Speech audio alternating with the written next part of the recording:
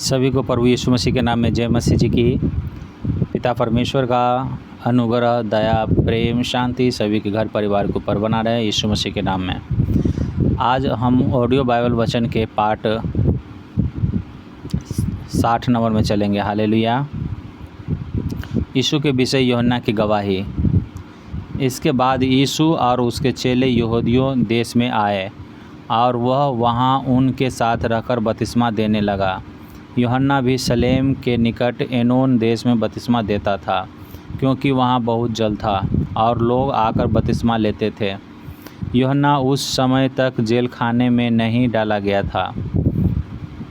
वहाँ यूहन्ना के चेले का किसी यहूदी के साथ शुद्धि के विषय में वाद विवाद हुआ और उन्होंने यूहन्ना के पास आकर उससे कहा, हे रब्बी, जो व्यक्ति यरदन के पास तेरे साथ था और जिसकी तूने गवाही दी है, देख वह बपतिस्मा देता है और जब उसके पास आते हैं और सब उसके पास आते हैं। वचन बताती है कि यीशु मसीह का चेले लोग जो है बपतिस्मा दे रहे थे और यूहन्ना के चेले लोग भी बपतिस्मा इधर दे रहे थे। तो किसी यहूदी के साथ उनको वाद विवाद हुआ और उसके बाद वाद विवाद होने के बाद वो यूहन्ना के जो चेले लोग थे वो बपतिस्मा देने वाले यूहन्ना के पास जाकर के कहते हैं उसको कि हे रब्बी, तूने जिसके बारे में गवाही दी थी, यानी प्रभु यीशु मसीह के बारे में, वो बपतिस्मा दे रहा है। ऐसा उनको कहता है, जबकि वहाँ पे बपतिस्मा प्रभु यीशु मसीह नहीं बल्कि यीशु मसीह के चेले दे रहे थे। यूहन्ना ने उत्तर दिया, जब तक मनुष्य को स्वर्ग से न दिया जाए तब तक वह कुछ नहीं पा सकता। तुम तो आप ही मेरे गवाह हो कि मैंने कहा, मैं मसीह नहीं परंतु उसके आगे भेजा गया हूँ। जिसकी दुल्हन है वही दूल्हा है, परंतु दूल्हे का मित्र जो खड़ा हुआ उसकी सुनता है। दूल्हे के शब्द से बहुत वो हर्षित होता है। अब मेरा यह हर्ष पूरा हुआ। वो अपने आप को दुल्हन कहा और प्रभु यीशु मसीह को दूल्हा कहा, लेकिन वो ये गलत बातें नहीं है, बल्कि वो आत्मिक दूल्हा और दुल्हन कहा गया है। और कहता है कि दूल्हा के शब्द सुन करके दुल्हन हर्षित जिस तरह से होता है, उसी तरह से हमने उनका शब्द सुन करके हम हर्षित हुए हैं, जो हमारे बाद आने वाले थे और वो जगत का उद्धार करने वाले थे, वो प्रभु परमेश्वर का मेमना थे, वो अब आ गए हैं। इस बात को सुन करके मैं आनंदित हूँ। उन्हीं के लिए हमें रास्ता तैयार करने के लिए हमको उनके आगे भेजा गया था। तो प्रभु यीशु मसीह के जन्म से 6 महीना बड़े हैं यूहन्ना, और उस यूहन्ना को प्रभु यीशु मसीह के आगे भेजा गया था कि वो कहा था कि प्रभु का मार्ग तैयार करो, क्योंकि स्वर्ग का राज निकट है। मन फिराओ, क्योंकि स्वर्ग का राज निकट है। और उसके बाद आगे कहता है, जो ऊपर से आता है वह सर्वोत्तम है, जो पृथ्वी से आता है वह पृथ्वी का है, और जो पृथ्वी की ही बातें कहता है वह स्वर्ग से कहता है। जो स्वर्ग से आता है वह सब के ऊपर है। उसने कहा जो स्वर्ग से आता है वो सर्वोत्तम है, और जो पृथ्वी का है वो पृथ्वी की ही बातें कहता है। वह सब के ऊपर है। प्रभु यीशु मसीह सब के ऊपर है। जो कुछ उसने देखा और सुना है उसी की गवाही देता है, और कोई उसकी गवाही ग्रहण नहीं करता। जिसने उसकी गवाही ग्रहण कर ली उसने इस बात पर छाप लगा दी कि परमेश्वर सच्चा है, क्योंकि जिसे परमेश्वर ने भेजा है वह परमेश्वर की बातें कहता है, क्योंकि वह आत्मा नाप कर नहीं देता। पिता पुत्र से प्रेम रखता है और उसने सब वस्तुएं उसके हाथ में दे दी है। जो पुत्र पर विश्वास करता है अनंत जीवन उसका है, परंतु जो पुत्र की नहीं मानता वह जीवन को नहीं देखेगा, परंतु परमेश्वर का क्रोध उस पर रहता है। पर वो यूहन्ना ने कहा कि पिता पुत्र से प्रेम रखता है, यानी कि परमेश्वर प्रभु यीशु मसीह से वो प्रेम रखता है और सारे वस्तुओं का अधिकार प्रभु यीशु मसीह के ऊपर दे दिया है। प्रभु यीशु मसीह के हाथों में दे दिया कि सारे अधिकार तुम्हारे पास है। और जो पुत्र के ऊपर विश्वास करता है वो अनंत जीवन पाता है, परंतु जो पुत्र के ऊपर विश्वास नहीं करता है वह परमेश्वर का क्रोध देखेगा और उसके ऊपर परमेश्वर का क्रोध आएगा। तो हम परमेश्वर के ऊपर, प्रभु यीशु मसीह के ऊपर विश्वास करते हैं तो अंत के दिन जब रैप्चर होगी तो जितने भी लोग विश्वास करते हैं वो सब के सब प्रभु यीशु मसीह के आते ही सब के सब बादल पे उठा लिए जाएंगे। लेकिन जो नहीं उठाए जाएंगे, जो प्रभु यीशु मसीह से नहीं प्रेम करते हैं, जो यीशु मसीह को नहीं मानते हैं, वो धरती पर ही रह जाएंगे। और वो परमेश्वर का क्रोध को देखेगा। वो आने वाले युद्ध, बीमारी, समस्या, वायरस, ये सब चीज़ों को वो कन्फेस करने पाएंगे। हालेलुया। आगे कहता है यीशु और सामरी स्त्री। फिर जब प्रभु को मालूम हुआ कि फरीसियों ने सुना है कि यीशु यूहन्ना के से अधिक चेले बनाता है और उन्हें बपतिस्मा देता है, यद्यपि यीशु स्वयं नहीं वरन उसके चेले बपतिस्मा देते थे। फरीसी लोग को मालूम हुआ कि यीशु मसीह जो है यूहन्ना से अधिक चेले बनाता है और ज़्यादा बपतिस्मा देता है, जबकि प्रभु यीशु मसीह बपतिस्मा नहीं दे रहे थे, उनके चेले ही दे रहे थे। तब वह यहूदी को छोड़कर फिर गलील को चला और उसको सामरिया से होकर जाना अवश्य था। इसीलिए वह सुखार नामक सामरिया के एक नगर तक आया जो उस भूमि के पास है जिसे याकूब ने अपने पुत्र यूसुफ को दिया था। प्रभु यीशु मसीह घूमते घूमते एक कुआं के पास में आए जो याकूब ने खोदा था और वो खोद करके अपने बेटे यूसुफ को दिया था। उस कुएं के पास में आकर वो थक करके आराम करने के लिए बैठ गए और याकूब का कुआं भी वहीं था। अतः यीशु मार्ग का थका हुआ उस कुएं पर यूं ही बैठ गया। यह बात 6 घंटे के लगभग हुई। इतने में एक सामरी स्त्री जल भरने आई। सामरी स्त्री का मतलब है कि वो अन्य जाति की स्त्री थी, जैसे हम लोग अन्य जाति हैं। प्रभु यीशु मसीह को नहीं जानते थे, परमेश्वर को नहीं जानते थे, पेड़ पत्थरों को केवल हम जानते थे। जिसको मन होता था उसको हम मूर्ति बना करके हम उसको पूजते थे, लेकिन सच्चा परमेश्वर को नहीं जानते थे। हम सूर्य चंद्रमा को पूजते थे, लेकिन परमेश्वर को नहीं जानते थे। जो चीज़ परमेश्वर ने बनाया उस चीज़ को हम लोग पूज पाज करते थे, लेकिन बनाने वाले को हम नहीं जानते थे। तो उसी तरह से वो सामरी स्त्री थी। अब वो अन्य जाति थी जो परमेश्वर के भय में नहीं चलती थी। और यहूदियों जो वो होता था कि वो पूरा पवित्रता में चलता था, परमेश्वर को मानता था। वो आगे हम देखते हैं। यीशु ने उससे कहा, मुझे पानी पिला। उस सामरी स्त्री को, वो अन्य जाति को कहते हैं प्रभु यीशु मसीह, मुझे पानी पिला, क्योंकि उसके चेले तो नगर में भोजन मोल लेने को गए थे।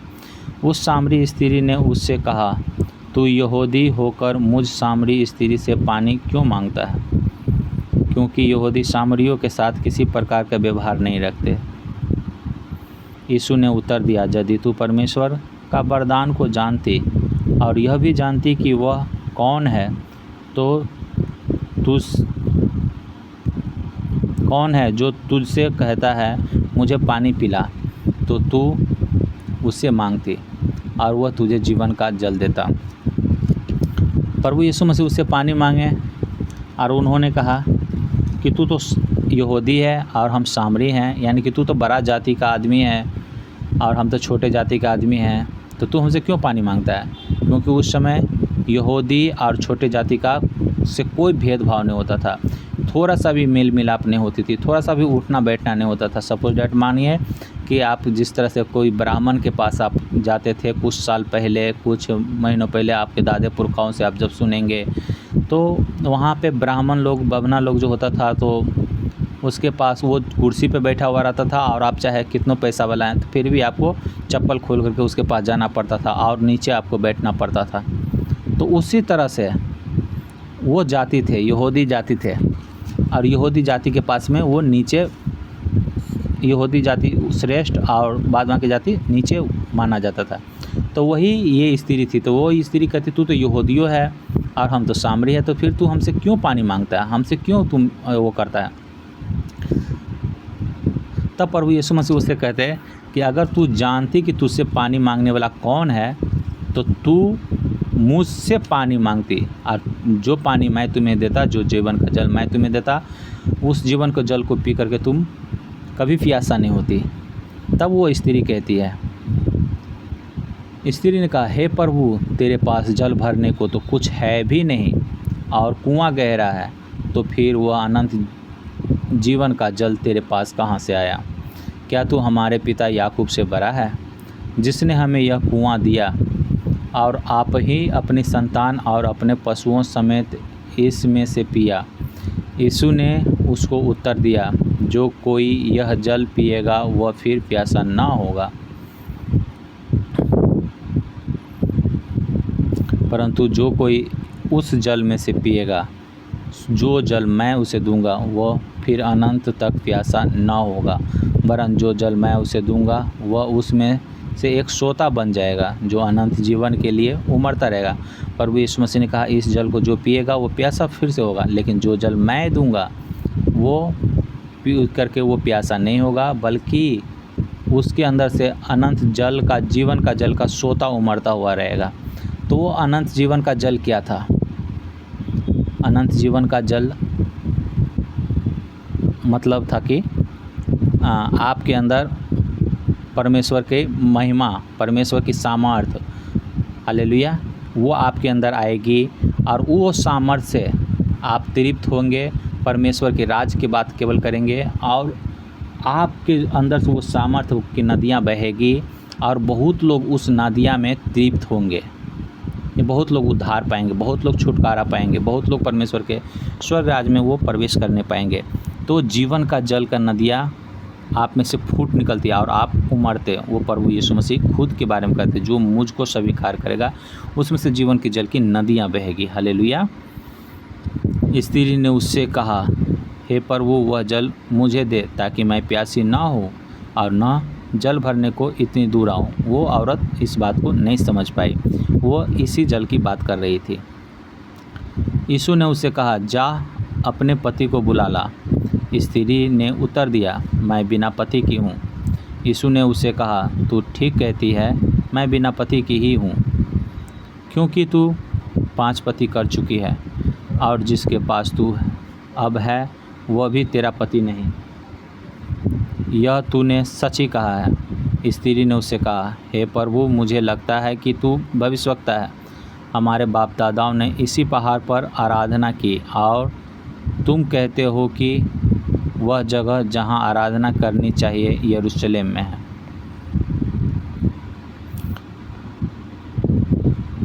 यीशु ने उसे कहा, हे नारी, मेरी बात पर विश्वास कर कि वह समय आता है कि तुम तो इस पहाड़ पर पिता की आराधना करोगे, न यरूशलेम में। तुम जिसे नहीं जानते उसकी आराधना करते हो और हम जिसे जानते हैं उसकी आराधना करते हैं, क्योंकि उद्धार यहूदियों में है। परंतु वह समय आता है, वरन अब भी है, जिसमें सच्चे भक्त पिता की आराधना आत्मा और सच्चाई से करेंगे। प्रभु यीशु मसीह ने कहा कि हे नारी, आराधना करने का जगह जो तू यरूशलेम जानती है और चाहे ये पहाड़ को जो जानती हो, यहीं पे केवल परमेश्वर की आराधना नहीं होगी, लेकिन वो समय आता है जो आत्मा और सच्चाई से आराधना करेगी। और सच्चे भक्त को पिता ढूंढता है और उससे वो अपनी आराधना कराएगा। और आज हम लोग प्रभु यीशु मसीह को जो स्वीकार किए हैं, तो न तो हम मंदिर में जा रहे हैं, न मस्जिद में जा रहे हैं, नहीं तो यरूशलेम जा रहे हैं। हम जहाँ पर से भी होता है वहाँ से हम प्रार्थना करते हैं और वहाँ से हमारी प्रार्थना का प्रतिफल मिल जाती है, प्रार्थना का उत्तर मिल जाती है। चर्च में जाने से ही प्रार्थना करते हैं तभी हमारी समाधान होती है, ऐसी भी बात नहीं है। और चर्च नहीं जाना चाहिए, ये भी बात नहीं है। हमारे कहने का मतलब है कि आप घर में आप प्रार्थना कर रहे हैं तो पर भी आपकी प्रार्थना सुनी जाएगी। अगर आप आंगन में कर रहे हैं, छत के ऊपर कर रहे हैं, तब भी प्रार्थना सुनी जाएगी। मैं आपको सच्ची गवाही बताता हूँ। एक भाई जो बैचलर के साथ वो पढ़ाई कर रहे थे, तो वहाँ पे उनको प्रार्थना करने की जगह नहीं मिल रहा था, तो वो टॉयलेट के सीट के ऊपर बैठ करके वो प्रार्थना कर लेते थे, क्योंकि वो 4 लोग के बीच में अगर प्रार्थना करते तो वो लोग उसको ठट्ठा उड़ाते, मजाक उड़ाते। तो इस लज्जा की वजह से जो है वो अलग हो करके बाथरूम में जा करके कुंडी लगा करके वो बाथरूम के सीट पर बैठ करके ही परमेश्वर की आराधना किया करते थे। ये सच्ची बात है और मैं उनको जानता भी हूँ। और ऐसा हुआ कि वो भाई को परमेश्वर ने बैंक का कैशियर बना दिया।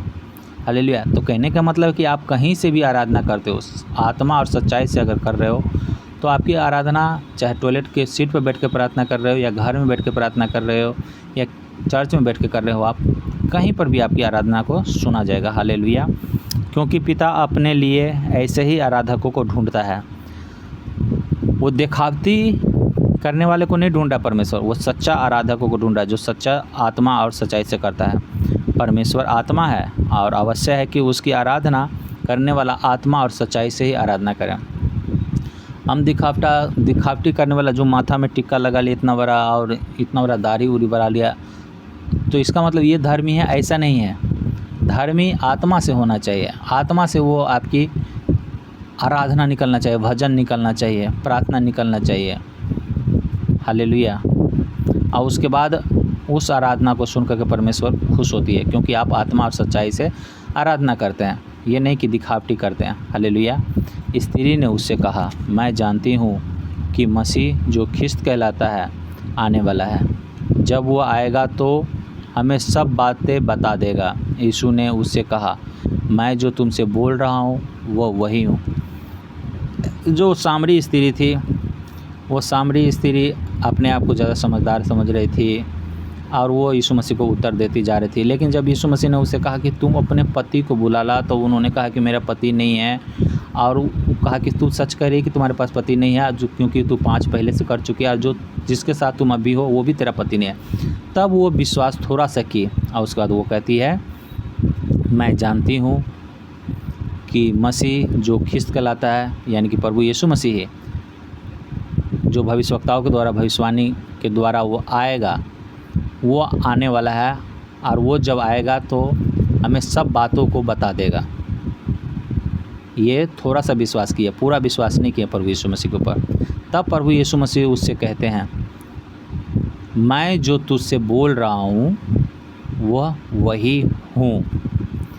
तब वो औरत अचंभा करती है और जा कर के वो अपने सारे सामरिया गांव में सभी को बताती है कि जिस मसीह के बारे में भविष्यवक्ताओं ने भविष्यवाणी की है, वो मसीह आ गया है, इस धरती पे आ गया है। ऐसा करके वो कहने के लिए जाती है। तो ये बातें हम अगला अध्याय में देखेंगे। हालेलुया।